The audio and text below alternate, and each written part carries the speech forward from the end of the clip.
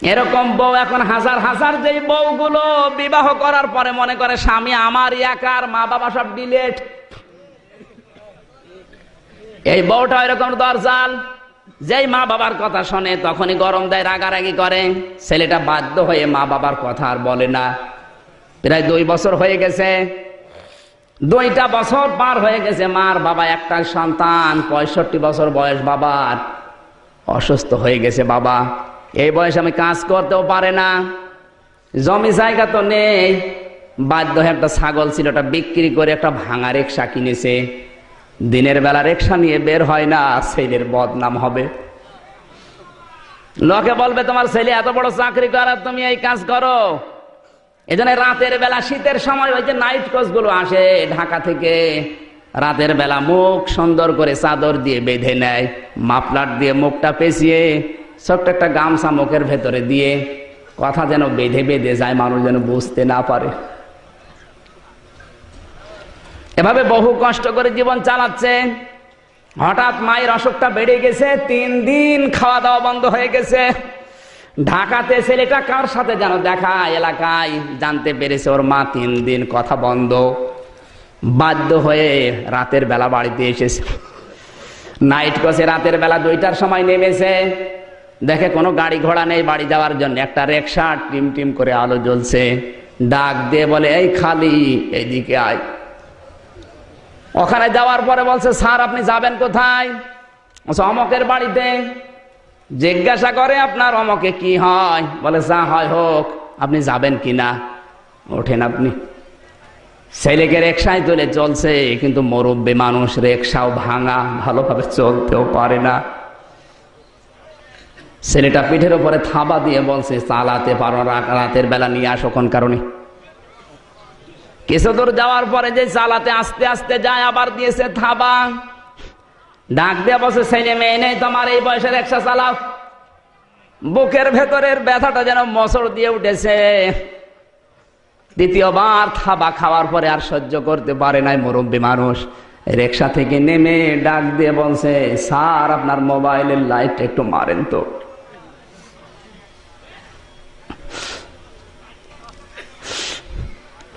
মোবাইলের লাইট একটু বের করেন তো। নিজের চাদর আর মাফলার খুলে ডাক দিয়ে বলছে স্যার আপনি দেখেন তো আমাকে চিনতে পারেন কিনা।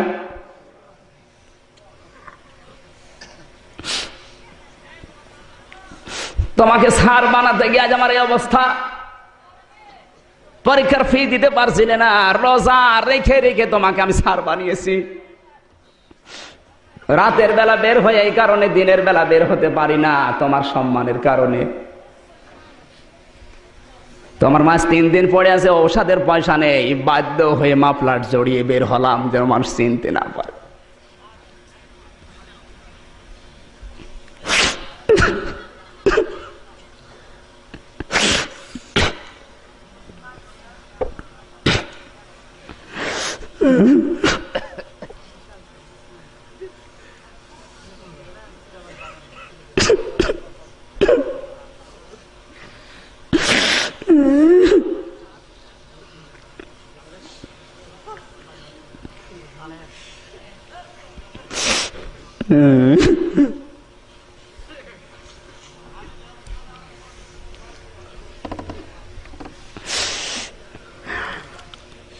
ও স্যার তোমাকে তো সন্তান বলে পরিচয় দিতে ভালো লাগে না, তোমার মায়ের অবস্থা কি আমি আর জানি না।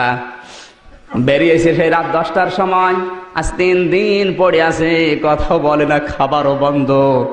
আমি ঔষধের ব্যবস্থা করতে পারি না, এই জন্য তার অবস্থা খুব খারাপ। ছেলেটা লাফ দিয়ে রিকশা দিকে নেমে বাবার পা দড়িয়ে বলে বাবা আমারে মাফ করে দেন, জলদি চলেন বাড়িতে। বাড়িতে যাওয়ার পরে দেখে 10 মিনিট আগে মা মারা গেছে। এই দৃশ্য দেখে বাবা 2 মিনিটের ভেতরে হার্ট ফেল করে বাবা মারা গেছে। বাবা মার লাশ জড়িয়ে সন্তানটা কাঁদে, ডাক দিয়ে বলে আব্বা মা আমার এভাবে চলে গেলে ছেড়ে এখন আমি কাকে নিয়ে থাকি? নবীজি এই কারণে জানিয়েছে হুমা জান্নাতুকা হুমা নারুকা, তোমার মা বাবা তোমার জান্নাত, মা বাবা তোমার জাহান্নাম।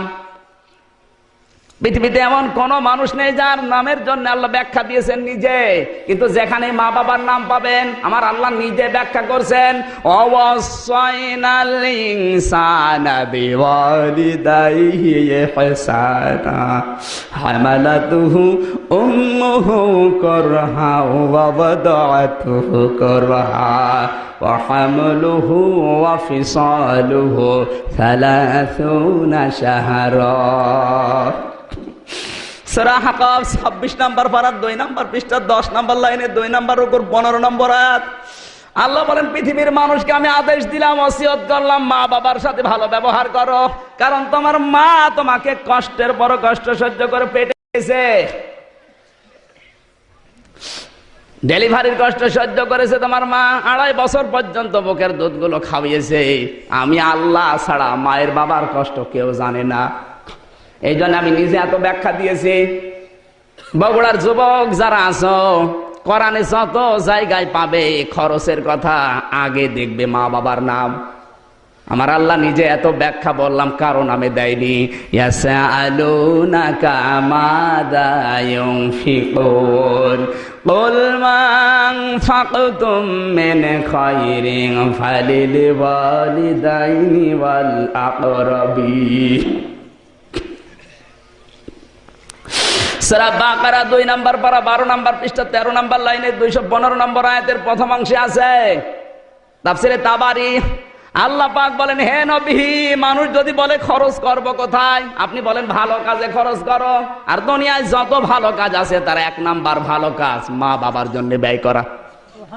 আজ এই ভালো কাজ নেই, এই তাকওয়া নেই, যত তাকওয়া সব শ্বশুর শাশুড়ি। আমি একজন বিবাহিত মানুষ গ্যারান্টি দিয়ে বলছি, পৃথিবীতে আমাকে যেই ভালোবেসেছে তার পেছনে কোনো স্বার্থ ছিল। এমনকি আমার শ্বশুর শাশুড়ি আমাকে ভালোবাসে, আমি জানি যতটুকু ভালোবাসে তার চাইতে খোটা দেয় বেশি। কিন্তু আমার মা বাবাকে দেখেছি 2 মাস 3 মাস পর আমি বাড়িতে যাই, আগে আমার হাতের দিকে তাকিয়ে যদি কিছু দেখে আমারে গরম দেয়, কেন জিনিস নিয়ে আসলি, টাকা খরচ করলি কেন। শ্বশুর শাশুড়ির বাড়িতে আমি যদি খালি হাতে ঢুকি আগে হাতের দিকে তাকাই। আল্লাহর কসম, পৃথিবীতে কেউ আপনাকে নিঃস্বার্থ ভাবে ভালোবাসা দিতে পারবে না। নিঃস্বার্থ ভাবে ভালোবাসা দিতে পারে শুধু পৃথিবীর মা আর বাবা। ছোট্ট একটা ছেলে 6 বছর বয়স মায়ের কাছে একটা চিরকুট নিয়ে বলে, মা আমি তোমার কাছে 150 টাকা পাবো, টাকাগুলো দাও। মা বলে, কিসের টাকা? বলে, প্রতিদিন তোমার কথা মতো ফুল গাছে আমি পানি দেই, এই জন্য 50 টাকা। তুমি ওই যে মশারি টাঙিয়ে নেও আমাকে দিয়ে রাতের বেলায়, জন্য আরো 50 টাকা। ছোট ভাইটাকে কোলে করে ঘুরতে বলো, এই জন্য আরো 50 টাকা। এই 150 টাকা আমারে দাও। মা বলে, বাবা তোর স্লিপটা আমার হাতে দে, আমারও কিছু ভাউচার আছে। ছেলে বোঝে না, ছোট্ট মানুষ বলে, মা তোমার আবার কিসের ভাউচার? মা বলে, বাবা রে তোর ভাউচার তুই নিজে বানিয়েছিস, আর আমার ভাউচার আমার আল্লাহ বানিয়ে দিয়েছে। কোরআনে কারিমে আমার আল্লাহ ভাউচার বানিয়েছে, হামালাতুহুম মুহু কুরহা ওয়া ওয়াদাআতুহু কুরহা। আমার 1 নাম্বার ভাউচার এইটা। 10টি মাস তোকে আমি পেটে করে বহন করেছিলাম, কোনোদিন খাবারও খেতে পারিনি। হে বাবা, 10টি মাস তোকে তরমুজের মতো বহন করলাম, এই জন্য 1টা টাকাও কি আমারে দেয়নি। আমার 1 নাম্বার ভাউচারটা রাখ, কি দিবি দে। আমার 2 নাম্বারের ভাউচার, ডেলিভারির কষ্ট সহ্য করেছি আমি তোকে নিয়ে, 1 বালতি রক্ত ঝরিয়েছি, 1টা ফোঁটা রক্ত বৃথা যায়নি। তোকে দেখার পরে আমার রক্তের কথাগুলো আর মনে নেই। একবারে এত রক্ত মানুষের শরীর থেকে ঝরলে মানুষটা বাঁচে না। এতগুলো রক্ত তোর জন্য আমি ঝরালাম, 1টা টাকাও আমাকে কেউ দেয়নি, কি দিবি দে। 3 নাম্বারের ভাউচার আমার, 2.5 বছর পর্যন্ত তোকে আমি দুধ খাওয়িয়েছি। এই মাত্র 215 বছর আগে বিজ্ঞান প্রমাণ করেছে প্রত্যেক দিন একটা মানুষ 8 বার করে মায়ের স্তন থেকে দুধ পান করে, প্রতিবার প্রায় 1 পোয়া করে। 1 পোয়া করে হলে 8 বারে হয় 2 কেজি। 2.5 বছর পর্যন্ত কোরআনে কারিম জানিয়েছে সালাসুনা শাহরা, 30 মাস। কয় বছর হয়? 2.5 বছর। 2.5 বছর পর্যন্ত একটা মা সন্তানকে দুধ দেয়, কম পক্ষে 772 মণ দুধ পান করায় একটা সন্তানকে। তোর জন্য এতগুলো দুধ আমি স্তন থেকে পান করালাম, একটা টাকাও আমাকে কেউ দেয়নি। আমার এই ভাউচারটাও রাখ। 4 নাম্বার ভাউচার আমার এই, তোর যখন জ্বর উঠেছে ডাক্তাররা ফেরত দিয়েছে, অথচ আমি ঘুমাতে পারিনি, রাতের বেলা তোর মাথার কাছে বসে পানি পট্টি দিয়েছি আর তাহাজ্জুদের নামাজ পড়ে দোয়া করেছি, আল্লাহ আমি নামাজ রোজা মান্নত করলাম, ছেলেটাকে তুমি বাঁচিয়ে দাও, এর হায়াত যদি না থাকে আমার হায়াত দিয়ে দিলাম। হে আমার সন্তান, তোর জন্য আমার হায়াত পর্যন্ত আমি দান করে দিলাম, এর জন্য আমাকে কেউ একটা টাকাও দেয়নি। তুই যতদিন বাড়িতে আসতে দেরি করিস অতদিন আমার ঘুম হয় না। আমি বাংলাদেশের কোনো জেলায় থাকি না, যেখানে থাকি চলে যায় বাড়িতে। বাড়িতে যেদিন আমার মা থাকে সঙ্গে সঙ্গে কলিং বেল টিপলে বাড়ির দরজা খুলে দেয়। যদি জিজ্ঞাসা করি, মা আপনি আগে উঠলেন, তোমার চোখে পানি কেন? ডাক দিয়ে বলে, পানি কেন? যেদিন আমি থাকবো না ওই দিন বসবি। যাদের মা নেই, আমি এখন বাড়ি গেলে আম্মা বলে ডাক দিতে পারি, যাদের মা নেই ওরা কাকে ডাকবে বলেন? পৃথিবীতে সবার খেদমত করে হক আদায় করা যায়, কিন্তু মা বাবার খেদমতে হক আদায় হয় না। কিন্তু এইটা আজ ডিলেট হয়ে যাচ্ছে। আপনার কিসের তাকওয়া? আমি কোরআনের আয়াতটা যেদিন পড়েছি, যেদিন বুঝেছি, ওই দিন থেকে আমার মা বাবার চাহিদা হওয়ার আগে আমি যা দিতে পেরেছি, আমি দেখেছি যতটুকু দিয়েছি কমপক্ষে আমার আল্লাহ 10 গুণ বৃদ্ধি করে দিয়েছে। আমার ভাইরা সাবধান, তাকওয়াই বুঝি না আমরা, এইটার নাম তাকওয়া। হাজার হাজার বছর আগে এই যুবক যদি মায়ের খেদমত করে হক আদায় করে এত বড় পাথর নড়াতে পারে, আল্লাহর কসম গ্যারান্টি দিয়ে বলছি তাদের কর্মজীবন নেই। যারা হতাশায় ভুগতেছেন, বিশাল কষ্টের পাহাড়, মায়ের সাথে বাবার সাথে এখনই ভালো আচরণ শুরু করেন, এই কারণে আল্লাহ একটা রাস্তা আপনার জন্য বের করে দেবে। না আল্লাহর ক্ষমতা নেই? তাকওয়াই বুঝি না, শুধু জোব্বা গায়ে দেওয়ার নাম তাকওয়া না। আসল মা বাবা বাদ দিয়ে নকল কোনটা বের হয় সেটা নিয়ে টানাটানি করে। আমার ভাইরা আরো ব্যাখ্যা ছিল তাকওয়ার। আমি 3 নাম্বার পয়েন্টে যাচ্ছি। কোরআনে কারীম জানিয়েছে, ওয়াল তাউযুর নাফসুম মা কদ্দামাত লিগাদ। প্রতিটি মানুষের উচিত আগামীকাল তার কি হবে এটা চিন্তা ভাবনা করে পা ফেলা। লিগাদ শব্দটা আল্লাহ দিয়েছেন, আগামীকাল মানে কালকে কি কিয়ামত হবে? তাহলে লিগাদ আল্লাহ দিলেন কেন?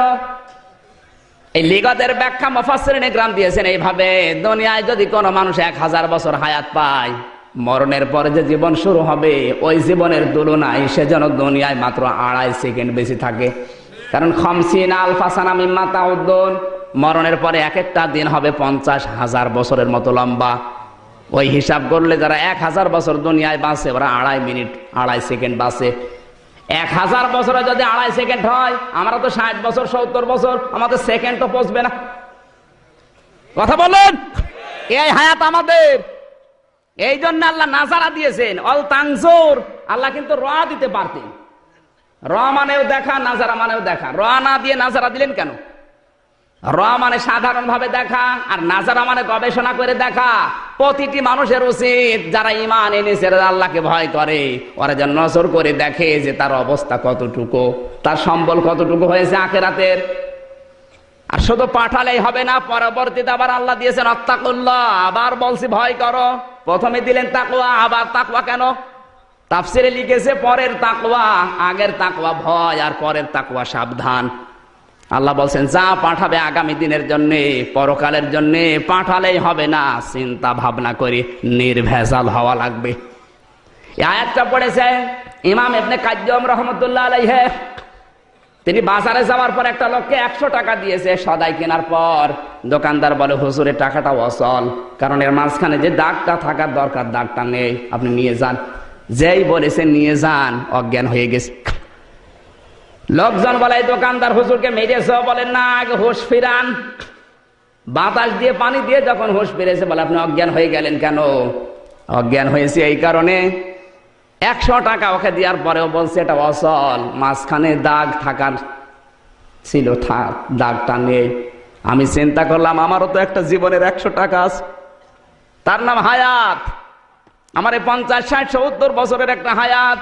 আমি যদি এখনই মারা যাই আর মহান আল্লাহ যদি হায়াতটা নিয়ে ওলট পালট করে বলে বান্দা এটা তো অচল, এর ভেতরে শিরিক পাওয়া যায়, এর ভেতরে বেদাত পাওয়া যায়, এর ভেতরে মানুষ হত্যা করার গোনা পাওয়া যায়, বনের সম্পদ ফাঁকি দেওয়ার গোনা পাওয়া যায়, এই আমল নামা আমার জান্নাতে যাওয়ার মতো না।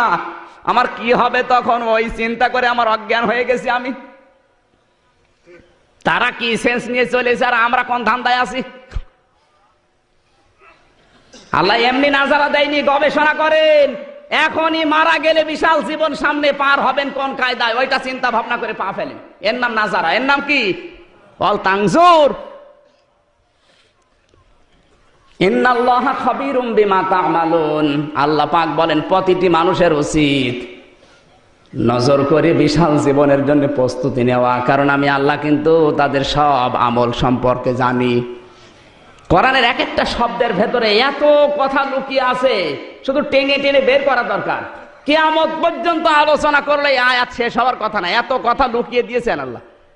আর বাংলাদেশের অবস্থা এখন এই তাফসির মাহফিলের নামে, ওয়াজ মাহফিলের নামে কোরআনের কথা নেই, খালি কিচ্ছা কাহিনী আজে বাজে। কোন বাবা কি করেছে ওই ঘটনা 2.5 ঘন্টা শেষ। এগুলো হয় বেশির বগুড়ায় আর সিরাজগঞ্জে। এই তোফাজ্জল হোসেন ভৈরবী, আব্দুল খালেক শরীয়তপুরী, এই ভণ্ডগুলো আসে কোরআনের নাম নিয়ে। এত করে একটা আয়াত নেই, একটা হাদিস নেই, একটা ব্যাখ্যা নেই, একটা বিশ্লেষণ নেই। কোন সাপের কাহিনী পাইছে,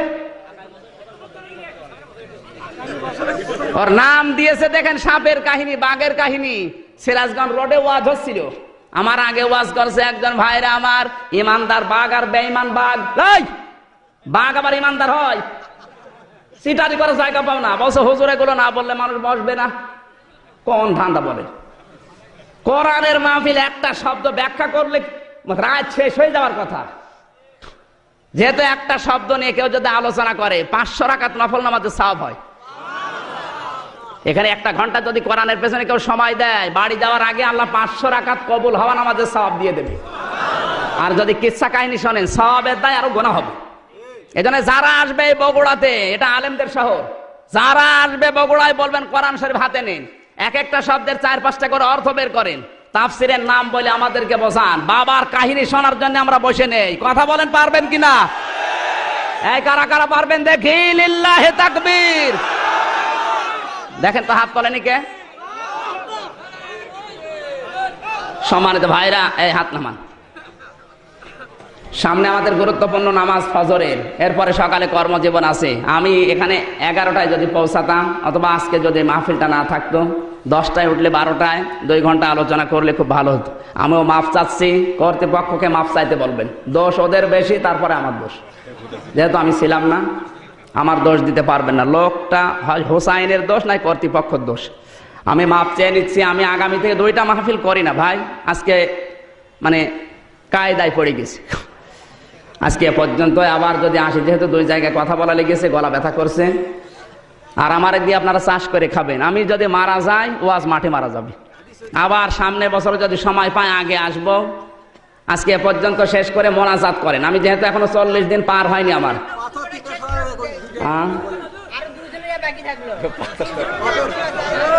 শুধু তো আমি হাদিস বলার জন্য বলি না, ওখান থেকে তো শিক্ষা নিয়ে আসা দরকার। এক একটা শিক্ষা দিতে হলে আধা ঘন্টা করে লাগবে। ফজরের নামাজ তো গুরুত্বপূর্ণ, আর সকালবেলা বিশ্ববিদ্যালয় আছে আমার। হ্যাঁ, আগামীতে আবার আসবো ভাই।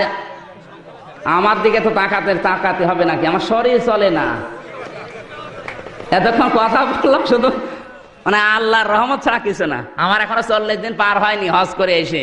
জায়েজ দোয়া করলে ইনশাল্লাহ কবুল হবে। আর যেহেতু এখন তাহাজ্জুদের সময়, সবাই আস্তাগফিরুল্লাহ পড়েন। এই ফাঁকে সভাপতি সাহেব শেষ কথা বলে মোনাজাত করব। আর যাদের আমার নাম্বার দরকার, ওই গাড়িতে আমার নাম্বার আছে, মোবাইল নাম্বার, ড্রাইভারের কাছে বই আছে, নিয়ে যাবেন একটা করে। আসসালামু আলাইকুম ওয়া রাহমাতুল্লাহ। মোনাজাত করে দিলাম। আল্লাহুম্মা আমিন। ربنا ظلمنا أنفسنا وإن لم تغفر لنا وترحمنا لنكونن من الخاسرين। এ বিশাল আসমানের মালিক, বিস্তীর্ণ জমিনের মালিক, তোমার এত বড় সৃষ্টির তুলনায় আমাদের এই হাত দুইটা বড় ছোট্ট, এই ছোট ছোট দুইটা হাত করা শুনতে এসে হাত তুলেছি তাহাজ্জুদের সময়। এখন কাবা শরীফে দেখলাম ইমাম সাহেব কাবা ঘর সামনে নিয়ে দোয়া করছে, আল্লাহুম্মা লা তারুদ্দানা খায়বিন, আল্লাহুম্মা লা তারুদ্দানা খায়বিন। এ আল্লাহ, তুমি একেবারে খালি হাতে ফেরত দিও না। বগুড়ার এই মাটিতে তোমার হাজার হাজার বান্দা বান্দি, রাত 2টা পার হয়ে গেছে, এরপরও এদের কোরআনের নেশা কাটে না। সারা রাত যদি আয়াতকে আমি বসাতাম ব্যাখ্যা করে কেউ চলে যেত না। আল্লাহ ফজরের নামাজের দিকে তাকিয়ে, সকালে কর্মজীবনের দিকে তাকিয়ে আমি শেষ করে দিলাম। ওমরকে যেভাবে হেদায়েত দিয়েছো, এই মানুষগুলোকে তুমি ওইভাবে হেদায়েত দিয়ে দাও রব্বুল আলামিন। কোরআন শোনার জন্য যাদের এত আগ্রহ আল্লাহ, এদেরকে তুমি জাহান্নামে দিও না। তোমার কুদরতি হাতে দিয়ে গেলাম, তুমি এদেরকে কবুল করে নাও। তোমার হাবিব জানিয়েছে কোরআনের দিকে যে যতটুকু এগিয়ে আসবে, আল্লাহর রহমত তার দিকে ততটুকু এগিয়ে যাবে। এই মাহফিলটা বাস্তবায়নের জন্য কোরআন প্রচার হবে, প্রসার হবে, এই নিয়ত যাদের ছিল, কেউ শ্রম দিয়েছে, কেউ টাকা দিয়েছে, কেউ বুদ্ধি দিয়েছে, কেউ সময় দিয়েছে, যে যেইভাবে কোরআনের দিকে এগিয়ে এসেছে তুমি তাদের দিকে ওইভাবে এগিয়ে যাও রব্বুল আলামিন। সারা জীবন অপরাধ করেছি আল্লাহ, হাত ওঠায় কথা বলবো ভয় করে, লজ্জা করে। পেছনের দিকে তাকালে জাহান্নাম ছাড়া কিছুই দেখা যায় না। তোমার হাবিব জানিয়েছে কোন মানুষ যদি জাহান্নামের ভয়ে এক ফোঁটা চোখের পানি ফেলতে পারে, আল্লাহ মাফ করে দেয়। তাকিয়ে দেখো কত মানুষ জীবনের অপরাধের কথা মনে করে কাঁদতেছে। মাথা নিচু করেন, চক্ষু বন্ধ করেন, জীবনের অপরাধের কথা স্মরণ করেন এই মুহূর্তে, যেহেতু তাহাজ্জুদের সময়। আর আমার এখনো 40 দিন পার হয়নি, আল্লাহ কবুল করে নেবেন রব্বুল আলামিন। কোরআনের মাহফিলে যে যুবকগুলো সময় দিয়েছে আল্লাহ, এই যুবকদেরকে যে মা পেটে নিয়েছে, ওই মায়ের পেট তুমি হযরতে খাদিজার মতো কবুল করে নাও। এই যুবকদেরকে আর অন্যায় কাজে দিও না। আগামীতে এই মাহফিলটা কোরআনের প্রসারের জন্য বিশাল আকারে মঞ্জুর করে নাও আল্লাহ তাআলা। মাহফিলের সম্মানিত সভাপতি তোমার আলেম বান্দা, এই 2টা আলেমকে কবুল করে নাও। আলোচনা রেখেছেন মাওলানা আব্দুল হালিম, মাওলানা আব্দুল ওয়াহাব, আল্লাহ তোমার নামের সাথে নাম তুমি মঞ্জুর করো।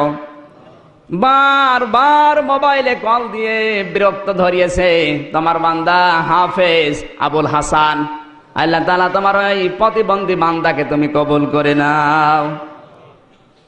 মাহফিলের প্রধান অতিথি শরীফুল ইসলাম জিন্না ভাইকে কবুল করো। গতকাল যারা কথা বলেছে আল্লাহ তাদেরকে তুমি মঞ্জুর করো। আজকের মাহফিলে আমার ডান পাশে সম্মানিত মেহমানরা বসে আছে। রব্বুল আলামিন, যাদের মা বাবা নেই তুমি জানো, মেহেরবানি করে আমার মা বাপকে ক্ষমা করে দাও। পিঠের চামড়া দিয়ে জুতা বানিয়ে দিলেও মায়ের 1 ফোঁটা দুধের ঋণ শোধ করা সম্ভব না। আমি জানি না এখানে কার মা নেই। মা যাদের নেই, বিশ্বনবী মাঝে মাঝে এই মায়ের কবরের পাশে যেতেন আর অঝর নয়নে কাঁদতেন। সাহাবীরা বলে, হুজুর আপনি কাঁদেন কেন? আল্লাহর নবী বলেন, সাহাবীরা আমার মায়ের ওই ছোট্টবেলার আদরের কথা আমার মনে পড়ে গেছে।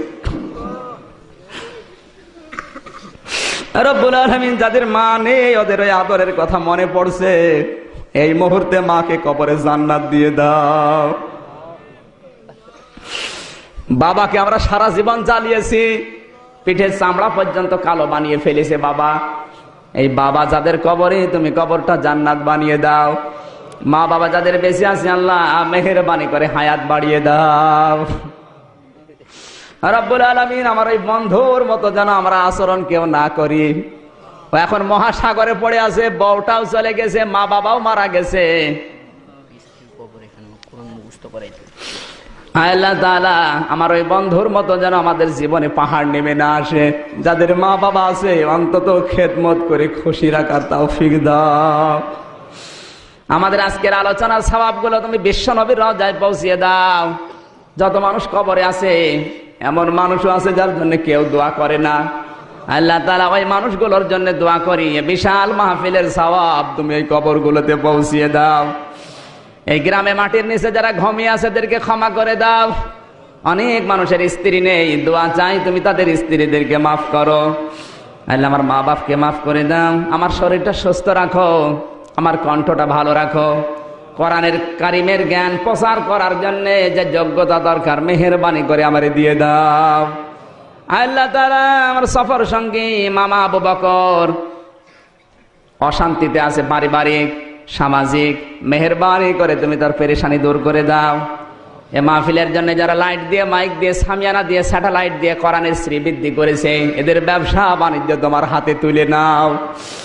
সুবহানা রাব্বিকা রাব্বিল ইজ্জাতি আম্মা ইয়াসিফুন ওয়া সালামুন আলাল মুরসালিন। আল্লাহ তাআলা আমার আসিফার ভাই সারা বাংলাদেশে তার এই গাড়িটা নিয়ে আমার কোরআনের দাওয়াত নিয়ে যায়, তুমি তাকে হেফাজত করো, তার ব্যবসা বাণিজ্য বরকত দিয়ে দাও। এ মাহফিলের জন্য দোয়া করছি আল্লাহ, আগামীতে কোরআনের জন্য আরো বড় করে যেন এর আয়োজন করতে পারি সেই তৌফিক এদেরকে দাও। আলহামদুলিল্লাহি রাব্বিল আলামিন।